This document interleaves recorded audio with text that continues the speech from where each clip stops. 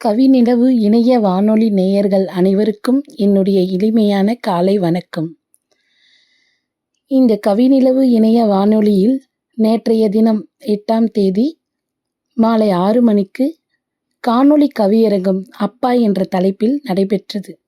அதில் குப்பு திருவண்ணாமலை அறிவியல் ஆசிரியை நான் இந்த காணொளி கவியரங்கத்தில் கலந்து கொண்டு எனது அப்பா பற்றிய கவிதையை எடுத்து எம்பினேன். அதை பற்றி தற்போது தங்களுக்கும் உரைக்கிறேன். அதற்கு முன் என் அப்பாவை பற்றிய சிறு அறிமுகம். என் வீட்டில் நான் மூத்த பிள்ளை. சிறு வயதில் அப்பா என்னை மிகுந்த அன்புடன் தூக்கி தோள் மீதே சுமந்து சென்று கொண்டிருந்தார். நான் வளர வளர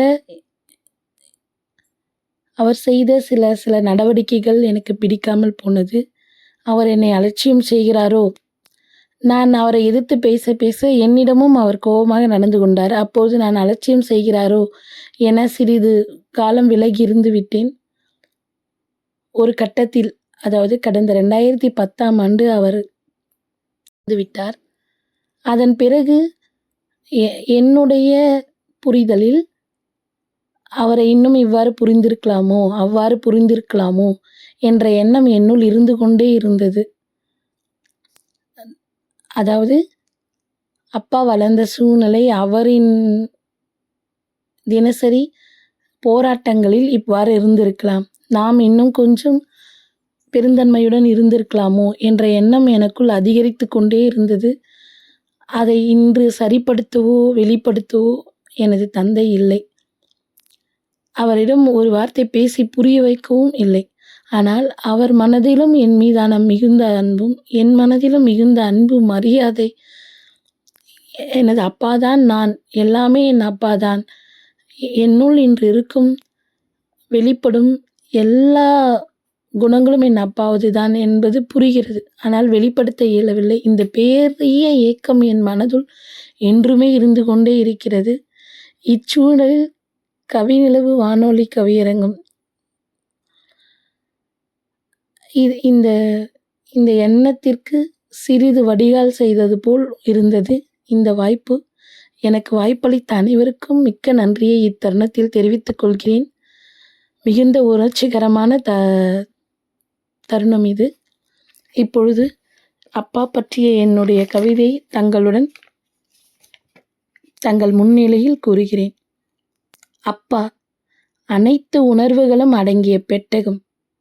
பயம் அறிந்ததே உன் அதட்டலில்தான். இன்று புரிகிறது உன் சூழல். அறம் மீறுகிறாய் என ஆத்திரமுற்றேன். இன்று அறிகிறேன் உன் நியாயம். அன்பாய் நெருங்கிய போதெல்லாம் அலட்சியம் செய்தாய்.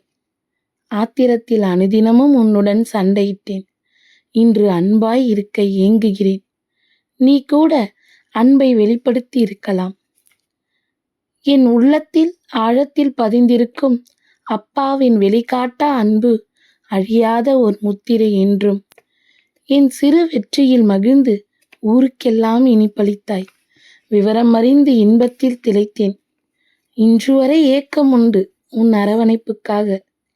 அன்று ஒரு நாள் இரவு மான் போல் துள்ளினேன் தெருக்கூத்து காண்கின்ற களிப்பில். அறியவில்லை பரிதி சென்று நிலவு வந்ததை. அம்மா அழைப்பாள் என வீட்டிற்கு விரைகையில் அலறி அடங்கினேன் ஆந்தையைக் கண்டு. ஆந்தை அதுதான் என அறியா பருவம். அரவணைத்து உன் தோளில் தூக்கிச் சென்றாய். இன்று வரை தொடர்கிறது அந்நினைவு. இடையராது ஒலிக்கும் மனதின் இசை போல, இடையராது ஒலிக்கும் மனதின் இசை போல. நீயும் ஒரு நாள் என்னை அரவணைத்தாய். நீயும் ஒரு நாள் என்னை அரவணைத்தாய். ஆம், முதல் பிரசவம். விவரிக்க முடியா உயிர் பயம் என்னுள். அன்னை இல்லை அருகில். உன்னை அழைத்தேன். பூத உடல் இன்று இல்லை எனினும் நீ என்றும் என்னுடனே இருக்கிறாய் என்றெண்ணி அறுவை சிகிச்சை அறைக்குள் அரை மயக்கத்தில் இருந்த என்னை உயிர்கவசம் கொண்டு காத்தாய். ஆம், எனக்கு தெரியும். நீயே எனக்கு மறுபிறவி அளித்தாய். நீயும் மறுபிறவி எடுத்தாய். ஆம், எனக்கு தெரியும். நீயே எனக்கு மறுபிறவி அளித்தாய். நீயும் மறுபிறவி எடுத்தாய். என் மகன் செம்பியனும் நீயே, நிரஞ்சனும் நீயே. வளர்ந்த பின் வாழ்க்கைப் பாடம் அதே உன் சூழல் அளித்தபோது புரிந்தது உன் மௌனக் கவசம் அரணாய் என்னைக் காத்தது. இன்று என் வாழ்வின் ஒவ்வொரு நாழிகையிலும் நீயே என் ஞான ஒளி. தலை நிமிர்ந்து நான் நடப்பதும் உன்னாலே, என் காலில் நான் நிற்பதும் உன்னாலே. தலை நிமிர்ந்து நான் நடப்பதும் உன்னாலே, என் காலில் நான் நிற்பதும் உன்னாலே. உன் வழியில் நான் நடக்கும்போது உன் உருவமே என்னுள் வாழ்கிறது. என் விழுமியங்களின் வேர் நீயே அப்பா, என் விழுமியங்களின் வேர் நீயே. நன்றி.